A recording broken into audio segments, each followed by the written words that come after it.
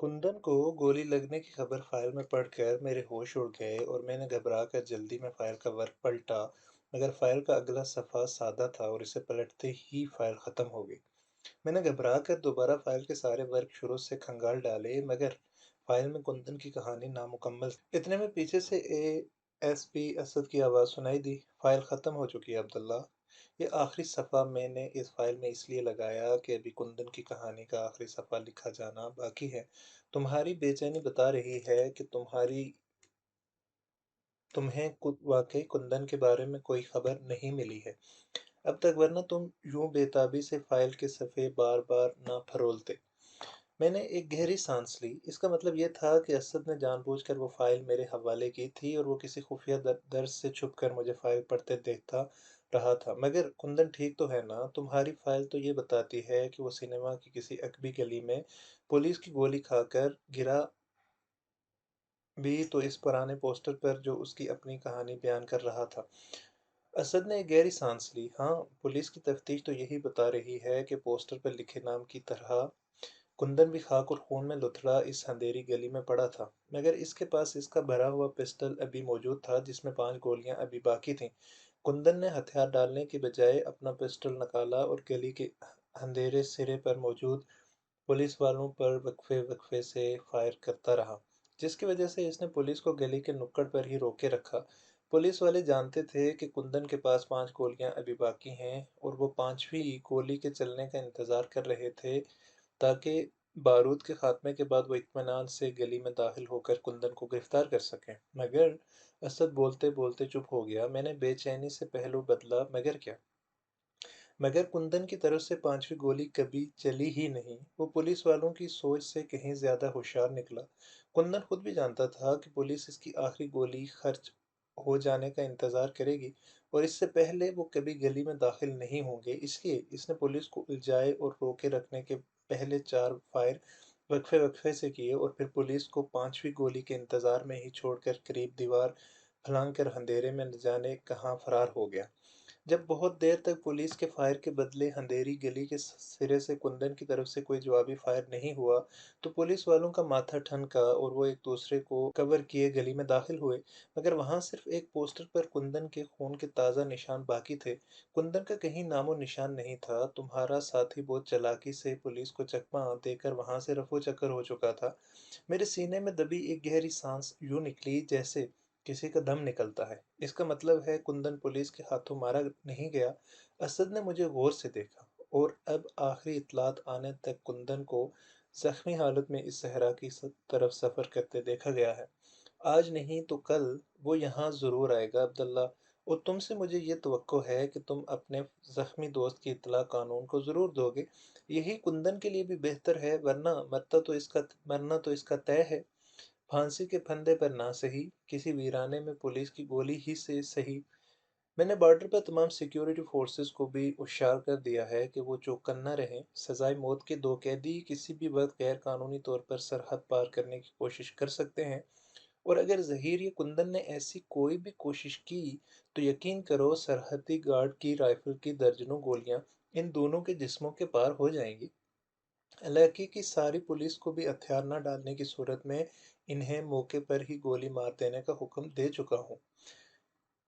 असद के लहजे की कतायत से ये साफ जाहिर था कि इसके इरादे क्या हैं। मैं परेशान बैठा इसके चेहरे की तरफ देखता रहा।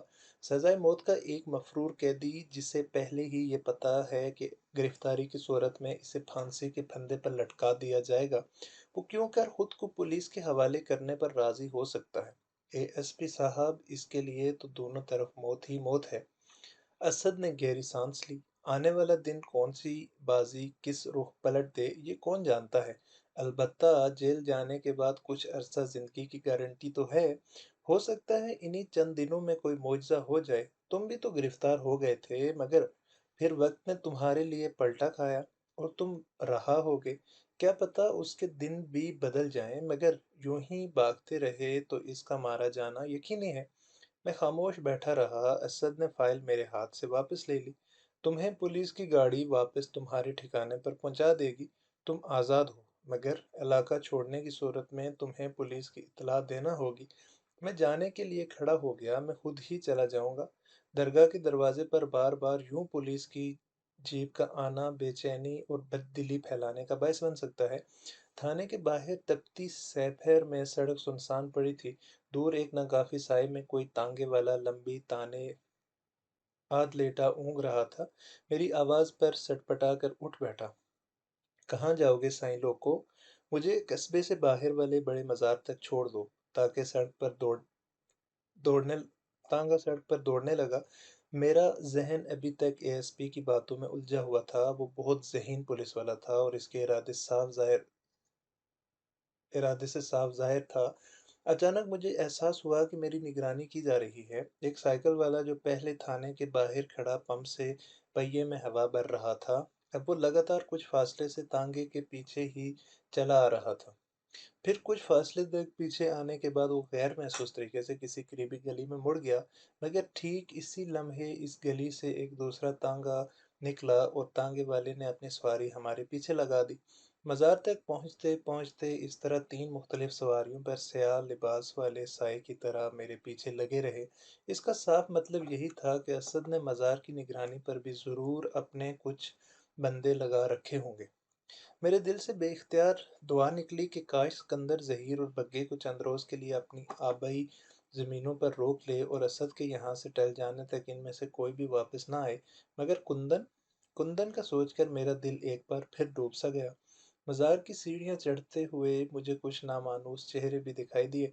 मेरा शक सही निकला। सादा लिबास में पुलिस एहलकार ने मज़ार पे भी अपने पहरेदार बैठा दिए थे। सैयद ने फंदा तैयार कर लिया था और अब इसे सिर्फ शिकार की बेखबरी में कस्से जाने का इंतज़ार था। मेरी सहपैर की मांगी दुआ शाम तक कबूल होती नजर आई और सारंगा या सिकंदर का कोई भी कारिंदा मुझसे मिलने के लिए वहां नहीं आया। हम इंसान भी कितने नादान होते हैं। किसी छोटी दुआ के इस लम्हे कबूल हो जाने पे हमारी ज़ुबान से अक्सर यही निकलता है कि काश हम इसके बदले कुछ और मांग लेते, कुछ बड़ा फ़ायदा, कोई दूसरा मकसद। मगर हम ये नहीं जानते कि उस कबूलियत के लम्हे में मांगी गई वक्ती सहूलत या आर्जी फ़ायदा ही इस वक्त हमारे लिए सबसे ज़्यादा अहम होता है। सच है इंसान बड़ा नाशुक्रा है। मगरिब की नमाज में हाकिम बाबा को गैर मौजूद पाकर मैंने हुजरे इनके बारे में हुजरे की खिदमतगार से पूछा तो वो बड़ी सरकार के बुलावे पर अरसे से पहले चले गए थे। बड़ी हवेली अब्दुल्ला मियाँ, जाने इतनी देर क्यों हो गई उन्हें दिलचस्पी वापसी में।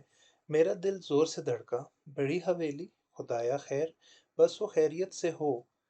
तभी मेरे दिल में भी नाशुक्रेपन का एक छोटा सा सिंपोला कलबलाया और बोल उठा, जाने हमारी छोटी छोटी दुआएं फौरन और बड़ी दुआएं कभी भी कबूल क्यों नहीं होती। इशा से कुछ पहले हाकिम बाबा की सवारी भी वापस आ गई। मैं तेजी से इनकी तरफ लपका। सब खैरियत तो थी वहाँ। हाकिम बाबा ने गौर से मेरी तरफ देखा। दुआ करो सब खैरियत रहे।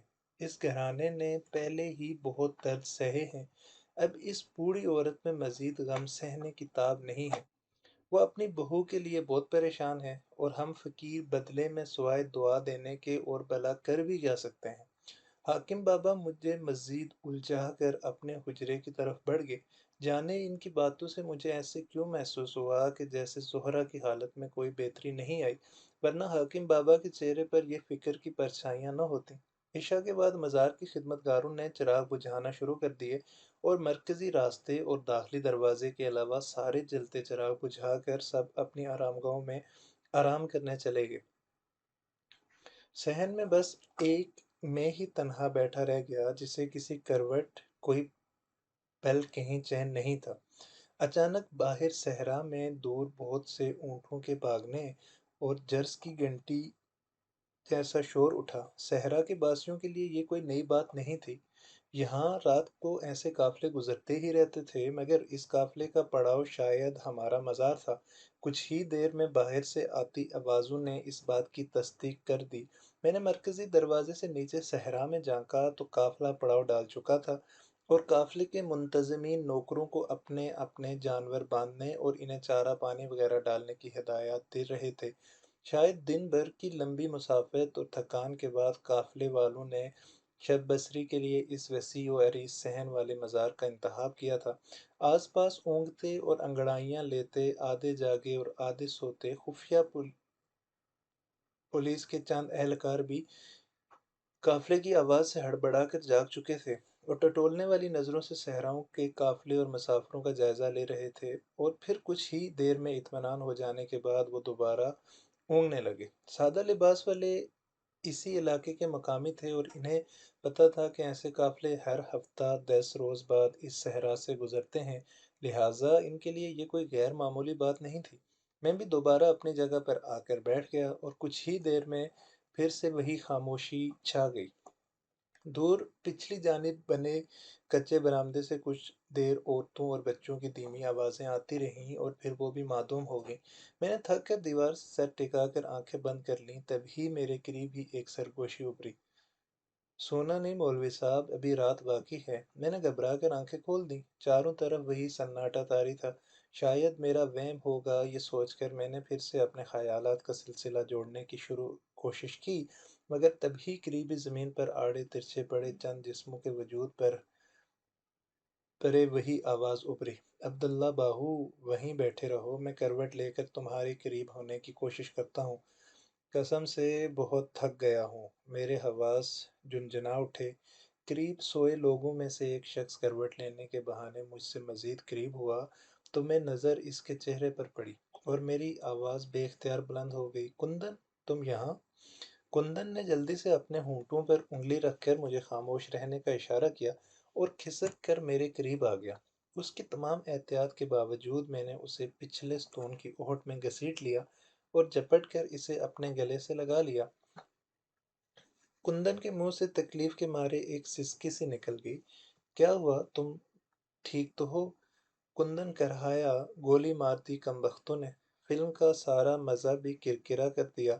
زخم ٹھیک نہیں ہوا میرا ابھی تک۔ میں نے بے تابی سے کندن کا جسم ٹٹولا۔ اس نے خود کو بڑی سی سیاہ چادر میں لپیٹ رکھا تھا اور اس کا حلیہ بھی بالکل انہی صحرائی مسافروں جیسا تھا جن کی قافلے میں شام ہو کر وہ بختیار آباد پہنچا تھا۔ تم نے یہاں آ کر بڑی غلطی کر دی میرے یار، پولیس نے پہلے ہی یہاں تمہاری اور ظہیر کی تلاش میں چاروں طرف پہرے بٹھا رکھے ہیں۔ کندن پھیکی سی مسکراہٹ کے ساتھ بولا، جانتا ہوں بابو، مگر اپنے پاس اور کوئی راستہ بچا بھی نہیں تھا۔ شہروں میں چاروں طرف پھندے لگے ہوئے ہیں اور اپنے نام کی چاروں طرف منادی ہو چکی ہے۔ ادھر نہ بھاگتا تو وہاں بھی جلد ہی دھر لیا جاتا۔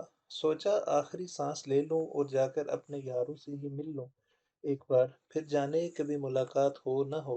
کندن بولتے بولتے بار بار تکلیف سے کرہا اٹھتا تھا۔ اس کی حالت بتا رہی تھی کہ اسے جلد ہی کسی اچھی ماہر یا طبیب تک پہنچانا بہت ضروری ہے، مگر اب یہ میرے لیے اتنا آسان بھی نہیں رہا۔ پولیس والوں کی چوکنا نظریں چارسو ہمارا پیچھا کر رہی تھیں اور کندن کو مزار کے احاطے سے نکالنا تقریباً ناممکن دکھائی دے رہا تھا۔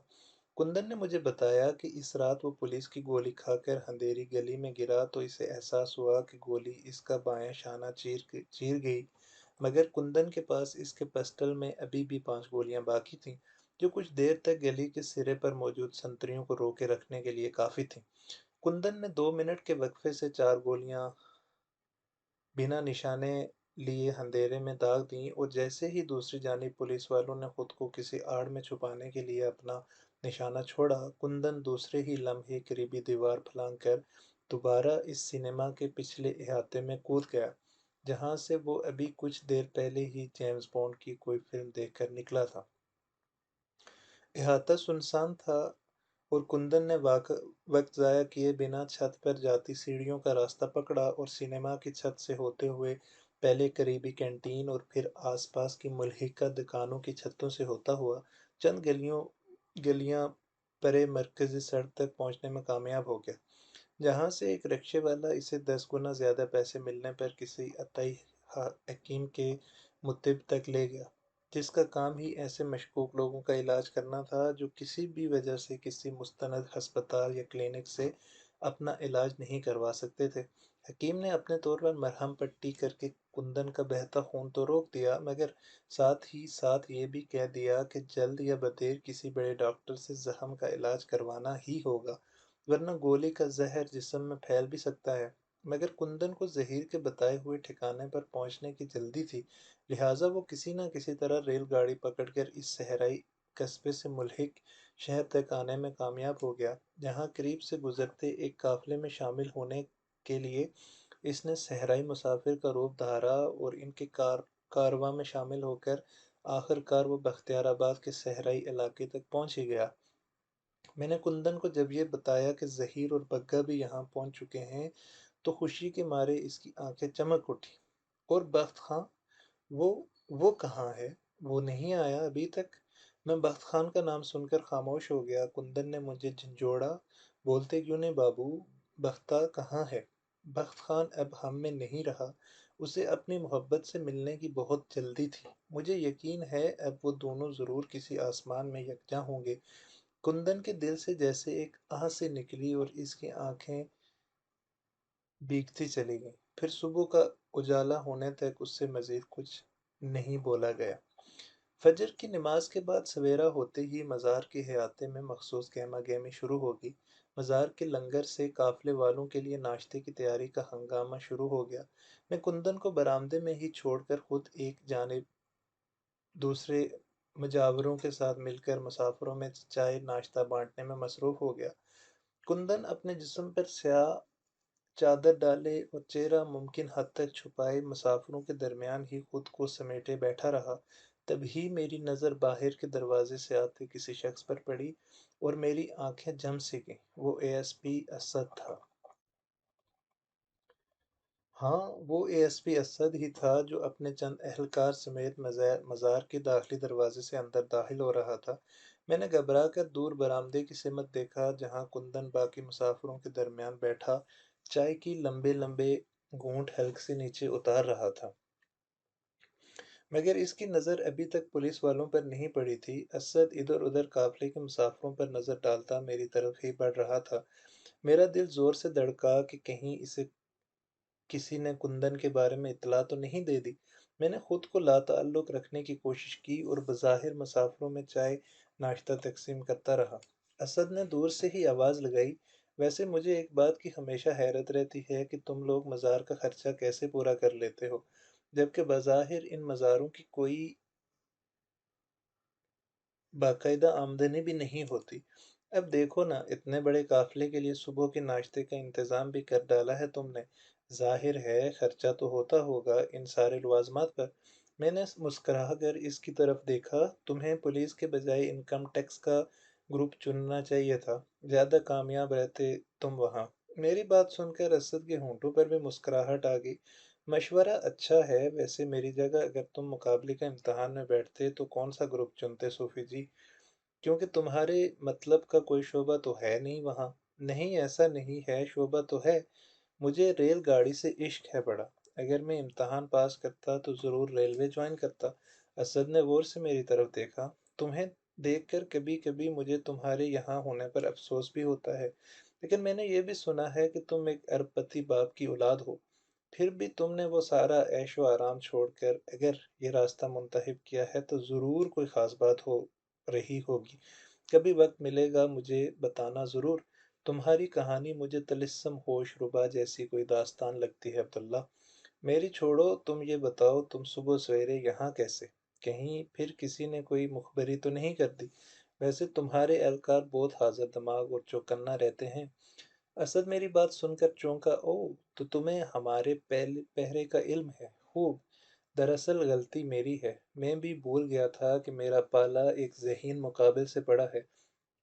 بہرحال جب مجھے یہ پتہ چلا کہ کسی قافلے نے یہاں پڑاؤ ڈالا ہے تو سوچا چل کر میں بھی یہ تماشا دیکھوں، جانے پھر کب اس صحرا کی طرف آنا ہو۔ شہر کی گہما گہمی میں تو ایسے نظارے مفقود ہیں۔ اسد نے بظاہر اپنے اس بے وقت چھاپے کو ایک کمزور سا عذر تو پیش کر دیا، مگر ہم دونوں جانتے تھے کہ وہ یہاں صرف اپنی تسلی کے لیے آیا ہے، کہیں قافلے کی بھیڑ میں ظہیر یا کندن اس علاقے میں داخل تو نہیں ہو گئے۔ اسد کچھ دیر وہیں کھڑا آس پاس نظریں دوڑاتا رہا، اور پھر اس کے خاص سپاہی نے مزار کا چکر لگانے کے بعد قریب آ کر اس کے کان میں کچھ کہا۔ میں بظاہر مسافروں کی خدمت میں مصروف نظر آنے کی کوشش کرتا رہا، مگر میرا سارا دھیان اسی طرف لگا ہوا تھا۔ کچھ ہی دیر میں باقی اہلکاروں نے بھی آ کر اسد کو رپورٹ دے دی، اور وہ انہیں کچھ ہدایات دے کر واپس پلٹ گیا، اور میرے سینے میں اٹکی سانس بحال ہونے لگی۔ کندن نے خود کو پولیس والوں کی نظروں سے بچانے کا پہلا مرحلہ کامیابی سے سر کر لیا تھا، مگر خطرہ اب بھی اسی طرح ہمارے سر پر منڈلا رہا تھا۔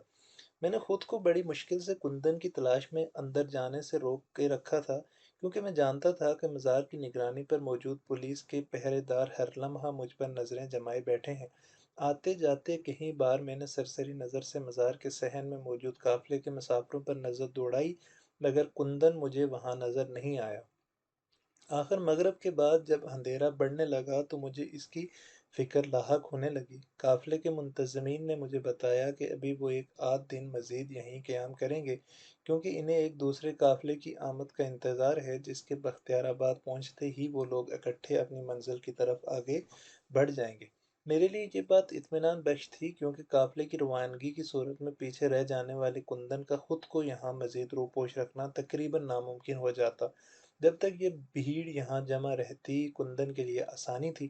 میں نے صحن کا ایک پورا چکر کاٹا اور تھک کر برآمدے کے ستون سے ٹیک لگا کر بیٹھ گیا، جہاں اندھیرا نسبتاً زیادہ تھا۔ تبھی میری پشت کی جانب سے کندن کی آواز آئی۔ وہ اسی ستون کے ساتھ پچھلی جانب رخ کیے ٹیک لگا بیٹھا تھا۔ پولیس والے تو جان کو آ گئے ہیں، میں نے اس افسر کو تم سے باتیں کرتے دیکھ لیا تھا، اس لیے پچھلی طرف درخت تلے سوئے لوگوں کے درمیان چہرے پر کپڑا ڈالے سوتا بنا لیٹا رہا۔ دو چار پولیسے اس طرف بھی آئے، مگر مجھے مسافر جان کر آگے چلتے بنے۔ میں نے پلٹے بنا جواب دیا، ہاں، مگر سادہ لباس والے ابھی بھی یہیں موجود ہیں۔ تمہیں بہت احتیاط کرنا ہوگی۔ ظہیر اور بگا بھی اب ابھی تک واپس نہیں لوٹے۔ مجھے لگتا ہے انہیں بھی پولیس کے ناکے کی خبر مل چکی ہے، اور وہ وہیں اپنے دوستوں کی زمین پر رک گئے ہیں۔ کندن نے گہری سانس لی۔ چلو، یہ بھی اچھا ہے۔ مجھے یقین ہے ظہیر اپنے ساتھ مجھے بھی یہاں سے سرحد پار کروا دے گا۔ اس کا دماغ بہت چلتا ہے، وہ نہ ہوتا تو ہم سب کبھی بھی جیل سے باہر نہ آتے۔ میں نے کندن کو یہ بتا کر پریشان کرنا مناسب نہیں سمجھا کہ سرحد کی طرف بھی پہرے لگ چکے ہیں اور صیاد ان کا انتظار کر رہا ہے۔ شاید تم دونوں کو سرحد پار کرنے کا منصوبہ کچھ دن مزید ٹالنا پڑے گا، کیونکہ احتیاط ضروری ہے، مگر تم مجھے یہ بتاؤ، کیا تمہاری اپنے گھر والوں سے ملاقات ہوئی؟ جیل سے نکلنے کے بعد تم اتنے دن کہاں رہے؟ کندن نے میرا سوال سن کر ایک گہری سانس لی۔ ہاں، گیا تھا میں اپنے گھر، چھپتے چھپاتے۔ میرا گھر آج بھی اس پرانے بڑے چرچ کے احاطے میں ہے، مگر میرے ابے نے مجھے گھر میں داخل ہی نہیں ہونے دیا۔ وہ کہتا ہے کہ چرچ کے پاک احاطے کو مجھ جیسا گنہگار اپنے وجود سے میلا نہ کرے تو بہتر ہے۔ میں بہت گڑ گڑایا، بہت منت کی، پر وہ نہیں مانا۔ کہتا تھا کہ پہلے خود کو قانون کے حوالے کرو، یا پھر خود کو معافی دلاؤ، تب ہی میں تم سے ملوں گا، ورنہ کبھی اس طرف اپنے قدم بڑھانے کی کوشش بھی نہ کرنا۔ مجبوراً مجھے وہاں سے پلٹنا پڑا، کیونکہ مجھے پشاور پہنچنا تھا، بہت ضروری کام سے۔ میں چونکا۔ پشاور؟ کیسا کام؟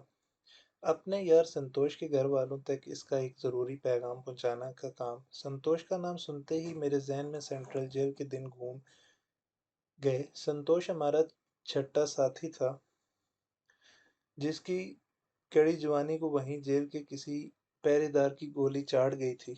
گورا چٹا لمبا تڑنگا سا وجی سنتوش، جس کا نام اس کے باپو نے ماضی میں مشہور اور خوبرو اداکار سنتوش کمار کے نام پر رکھا تھا، اور وہ تھا بھی کسی شہزادے جیسا ہی۔ کندن نے مجھے بتایا کہ جیل میں اس کی سب سے پہلے دوستی سنتوش سے ہوئی تھی۔ وہ متوسط ہندو گھرانے میں پیدا ہونے والا ذہین اور محنتی مگر وسیلہ سنتوش، جو چار بہنوں کے بعد ان کا اکلوتا بھائی تھا، ماں باپ کا لاڈلا اور بہنوں کی آنکھ کا تارا، سنتوش کلاس میں ہمیشہ اول آنے والا اور کالج کا بہترین سپورٹس مین تھا، جو اپنے تعلیمی ادارے کو کئی کپ جیت کر دلوا چکا تھا۔ دو بہنوں کی شادی ہوئی تھی تو اچانک ہی اس کی ماں اس کے ماں باپ ایک ٹریفک حادثے کا شکار ہو کر اپنے بھگوان کے پاس چلے گئے۔ گھر میں دو بہنیں کنواری بیٹھی رہ گئیں اور ذمہ داریوں کا سارا بوجھ سنتوش کے شانوں پر آ پڑا۔ مگر اس کی عمر ہی ابھی کیا تھی؟ ابھی تو وہ خود فورتھ ایئر کا طالب علم تھا، جس کی آنکھوں میں آنے والے سہانے مستقبل کے سپنے سجے تھے۔ مگر کبھی کبھی ہمارا حال ہمیں اپنے مستقبل کے سپنوں کو ماضی کی کسی پرانی تجوری میں گروی رکھنے پر مجبور کر دیتا ہے۔ سنتوش کو بھی اپنی دو جوان بہنوں کی خاطر اپنے سنہرے سپنے اسی زنگ زدہ تجوری میں بند کرنا پڑے اور کسی چھوٹی موٹی نوکری کی تلاش میں در بدر بھٹکنے کے لیے تعلیم ادھوری چھوڑ کر نکلنا پڑا۔ اس کی دونوں بہنیں سیما اور سمترا خوبصورت ہیں، مگر سیما سے چھوٹی سمترا تو جیسے چند آفتاب اور چند ماہتاب تھی۔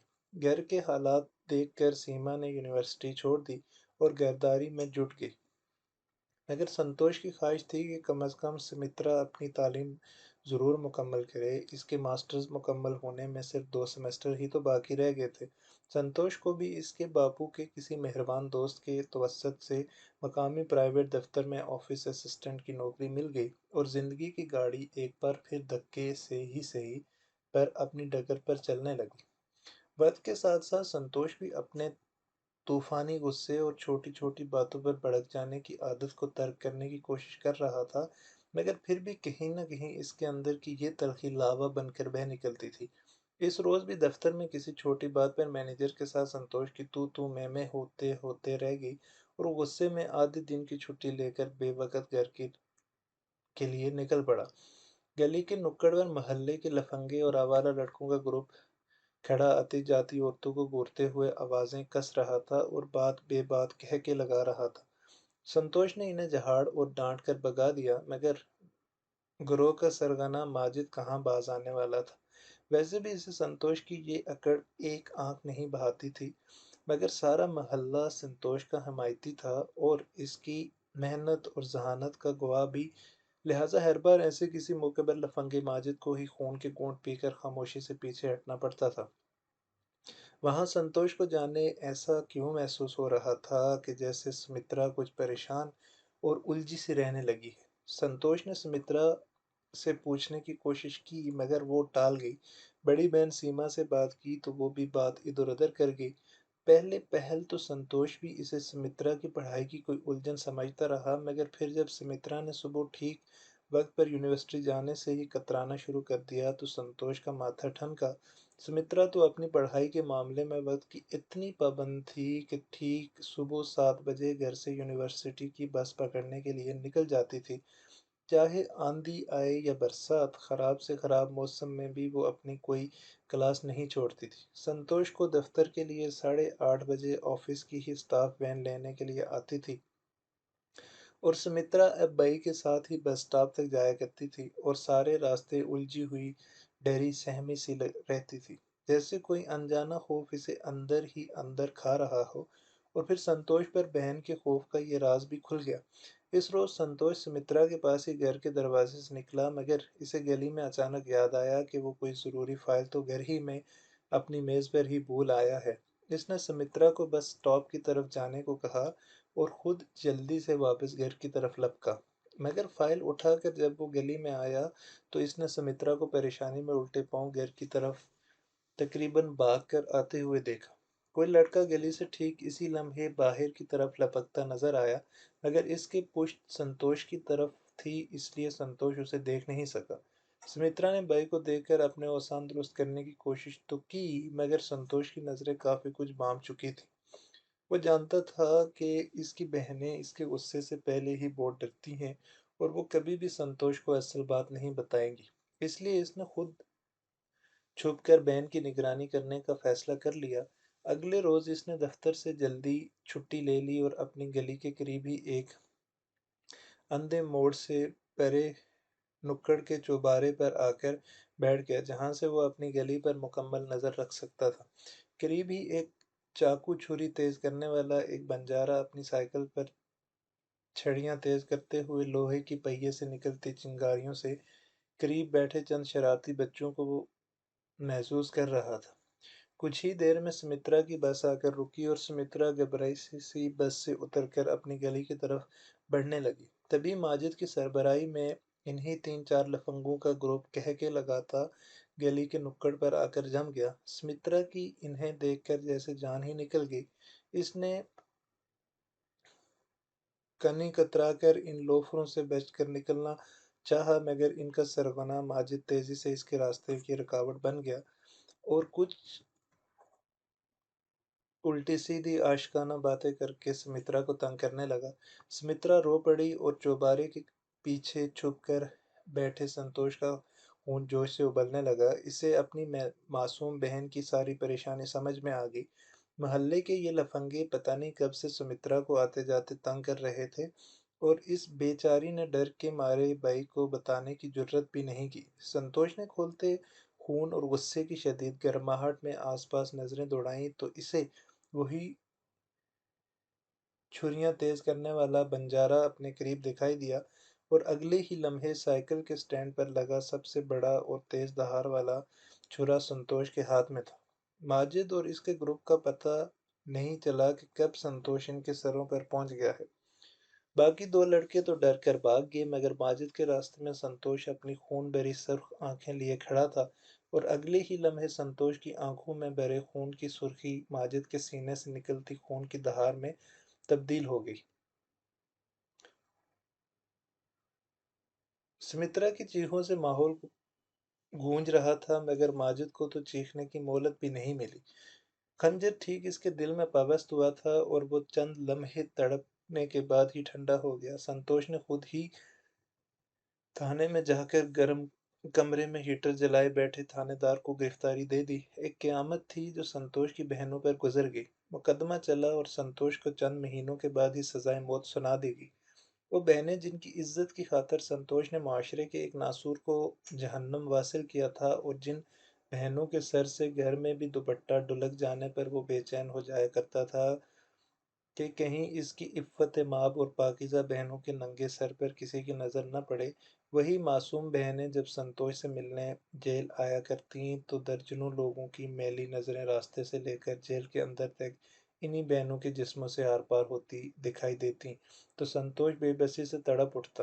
आखिरकार इसने अपनी बहनों को सख्ती से मना कर दिया कि अब कोई इसके घर से इससे नहीं मिलने आएगा। कुंदन संतोष की कहानी सुनाते सुनाते रो पड़ा और इसकी आवाज़ भर गई। अब्दुल्ला बाबू, तुम जानते हो ना उन गैरतमंद भाइयों के दिलों पर क्या गुजरती है जब उनकी मासूम बहनें ज़माने के धक्के खाकर रुलती हैं, दर्जनों हवस भरी निगाहों का सामना करते हुए अपने लाडले भाई से मिलने आती होंगी। इसी जैसी ही एक बहन सुमित्रा को ज़माने की गंदी नज़र से बचाने के लिए संतोष ने ये कत्ल किया था, मगर संतोष जेल में अक्सर ये बात बताते बताते रो पड़ता था कि जिस गैरत की खातिर इसने माजिद को चंद लम्हों ही में जहन्नम वासिल कर दिया था, वही गैरत अब रोज़े अदालत की पेशियों और जेल की राहदारियों में मुलाकात के नाम पर किस तरह कुचली और रोंदी जा रही है। बहनों ने संतोष के फैसले पर बहुत वाविला किया, बहुत आंसू बहाए, मगर संतोष ने अपना फैसला नहीं बदला। हत्ता कि इसकी मुलाकात सजाए मौत के एक दूसरे कैदी जहीर से हो गई, जिसने संतोष के दिल में फिर से आज़ादी की जोत जगा दी। जहीर का मंसूबा शानदार और हर तरह से मुकम्मल था, मगर आखिरी पता पता तो किस्मत हमेशा अपने पल्लू में छुपा कर रखती है और संतोष के मुकद्दर की तड़प का ये पता उल्टा पड़ गया। हमारे साथ भागने की कोशिश में वो जेल के सैन में ही सीने पर गोली खाकर गिरा और हम सब ने अपनी आंखों से इसकी खाशियों भरे सीने से खून का फवारा निकलते हुए देखा था। कुंदन तो पलटकर वापस अपने दोस्त की तरफ जाना चाहता था, मगर खुद संतोष की आंखों में ही इसे आगे बढ़ जाने की इल्तिजा नजर आई। संतोष ने आखिरी आह भरी और इसकी जुबान से बस एक ही जुमला इसके आखिरी लफ्ज बनकर निकले, जय संतोषी माँ, और संतोष ने वहीं जान दे दी। संतोष की मौत की खबर इसके घर पहुंची तो बहनों को सकता हो गया। ये सकता उसी दिन से तारी था जब इनके प्यारे संतोष को फांसी की सजा सुनाई गई थी। मगर फिर भी इंसान जिंदा रहे तो इसके चाहने वालों को भी एक उम्मीद, एक आस जिंदा रखती है। संतोष की मौत के साथ ही इसके घर वालों ने भी जैसे दम तोड़ दिया। बहनें जिंदा लाश बनकर फिरतीं और रातों وہ ایک دوسرے سے چھپ چھپ کر تکیے میں منہ چھپا کر رویا کرتے۔ کندن کچھ دیر کے لیے خاموش ہو گیا۔ رات آدھی سے زیادہ بیت چکی تھی۔ جانتے ہو عبداللہ، ہونے سے ایک رات پہلے سنتوش نے مجھ سے کیا کہا تھا؟ میں نے تڑپ کر کندن کی طرف دیکھا۔ کیا؟